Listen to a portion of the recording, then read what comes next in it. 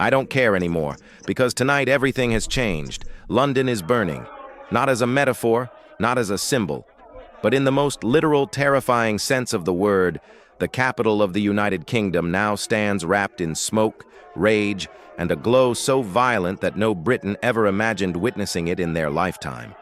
It wasn't heralded by an apocalyptic warning or some sort of synchronized attack. It started as one spark near King's Cross, a place known for commuters, travelers, and the soft hum of ordinary life within minutes. That familiar backdrop had transformed into an inferno, a perfect reflection of a nation stretched far beyond its breaking point. What began as a peaceful gathering near a migrant facility collapsed in an instant. One glass bottle hit the ground, erupted into flames, and chaos detonated. Police tried to disperse the crowd, but the attempt only fueled the panic. Phones shot upward. Live streams flooded TikTok, Instagram, Telegram, and on every screen, the same chilling sentence appeared: "Britain is on fire again." A police van burst into flames, its spinning blue lights useless inside the choking cloud of dark smoke as officers stumbled back under a storm of voices screaming, "Protect our children!" London's iconic skyline, normally a sign of stability and authority, glowed blood red. And as night fell, the city didn't quiet down. It roared. Social media drowned under trending tags like #LondonBurns and #Britain Erupts, yet from Westminster there was nothing. No emergency statement, no briefing, just silence. Silence that felt like Downing Street itself was too afraid to acknowledge what the rest of the country was watching unfold in real time.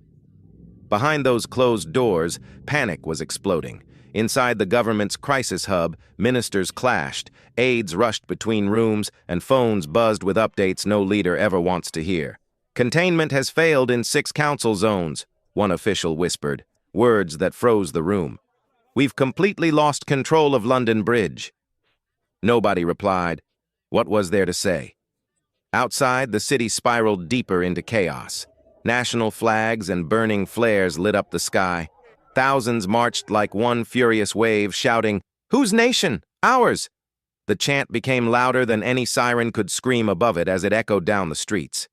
Helicopters fought to track the unrest as exhausted riot police struggled to hold their lines. Missiles flew. Smoke thickened. And beneath it all simmered something far older, far more dangerous. A raw, unfiltered national anger, decades in the making.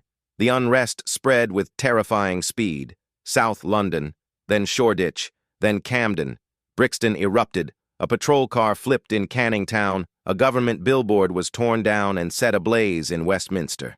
Each video uploaded within seconds, each clip shredding the government's weak claim that this was civil disorder. For any honest observer, it was a nationwide collapse unfolding before one's eyes.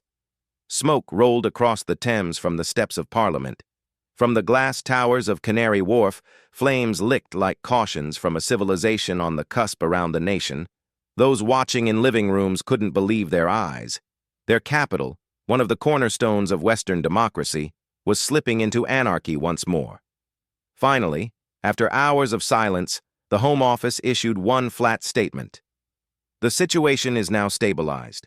We urge the public to remain calm and avoid speculation." But the public was left with speculation.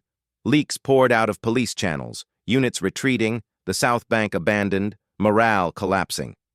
One journalist caught a moment that froze viewers worldwide.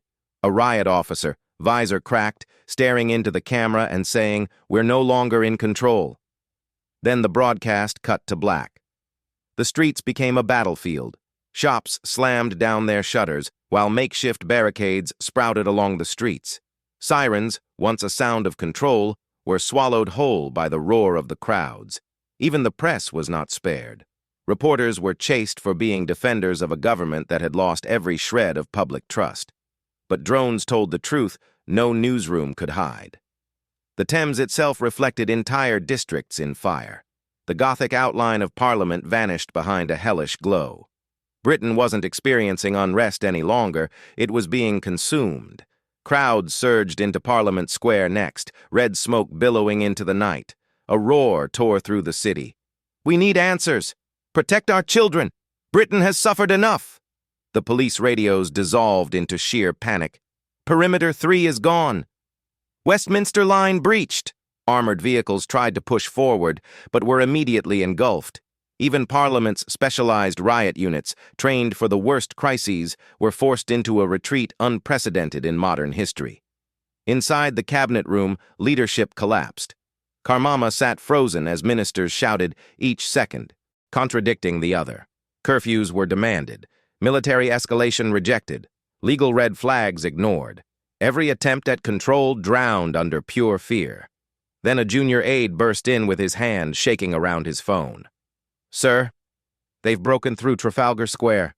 Starmer whispered just 4 words. "God save us all." From that moment on, the unrest mutated, spread like some living organism across the nation. Manchester, Birmingham, Leeds. Each of them turned into a red flash on emergency maps. Migrant facilities were surrounded, police stations barricaded, helicopters circled endlessly. Protesters no longer shouted like petitioners. They chanted as if they were reclaiming the ground beneath their feet. "This is Britain." One video from South London exploded across the internet. One line of military veterans stood between police and angry protesters. No masks, no armor, only a somber, unwavering presence. One veteran faced the camera and said, "We fought to protect this country once. We'll fight to take it back again." It reached 10 million views within hours. Within the BBC itself, producers panicked. Orders came down from Downing Street. Tone down the footage. Avoid the word riot. Yet the country had already abandoned the official narrative. Fires erupted in Shoreditch. Patrol vans flipped. Mothers were live streaming from balconies asking, "Where are our leaders now?" An attempt at media blackout occurred. Networks cut to static. Social platforms throttled hashtags. But that was beyond the suppression point in Britain. Mirrored streams, hidden groups, rooftop broadcasts. Truth spread far quicker than any attempt to conceal it. Then the power grid in Westminster collapsed. Number 10 went dark. The image of Keir Starmer standing at his window, staring at a burning Capitol, his lips moving silently as if praying, was captured by a single camera. Outside, the chant grew louder, deeper, unavoidable. "Whose country?" "Ours." Reinforcements arrived and were immediately swallowed by the crowds. Officers whispered what no one dared say. "We're not fighting criminals. We're fighting citizens." And then came the question that froze every command center in Britain. Then who are we even defending? Before anyone could answer, London passed the final threshold. A quiet internal announcement, buried deep inside the National Operations Center, made it official. London was no longer under government control. 9 boroughs lost. Security protocols were breached, with a single emergency codename, Operation Fortress. And with that, the unimaginable became real mobilization of the military tanks rolled out from Surrey Barracks under the cover of darkness, heading straight for the capital with that heavy, unmistakable sound of a government in desperation. Officials insisted the military convoy was for mere logistical support, but no one bought a single word. A teacher in Brixton filmed the tanks from her window, her voice trembling as the engines thundered below. "They call this peacekeeping," she said, "but I've never seen peace arrive in tanks." Her live stream went viral within minutes. London wasn't asleep. It was fully ablaze. The smoke spiraled from every borough like signals from a nation in revolt against the centuries of order this city was built upon, bleeding across the horizon in red and orange. More than 200 fires raged, nearly 1,000 arrests were made, but the crowds swelled on, marching deeper into the night in a force that dwarfed every containment plan, every political statement, every plea for calm. The air itself felt poisoned. Tear gas mingled with fumes of petrol. The sharpest sting, however, was that of betrayal. People weren't just angry, they had finally awakened. When journalists asked the protesters what they wanted, one man didn't shout or rage. He said simply, "To finally be heard." It was the calmness of that answer that unnerved the officials most. Yet, the political class remained deaf. Within Westminster, leadership had vanished.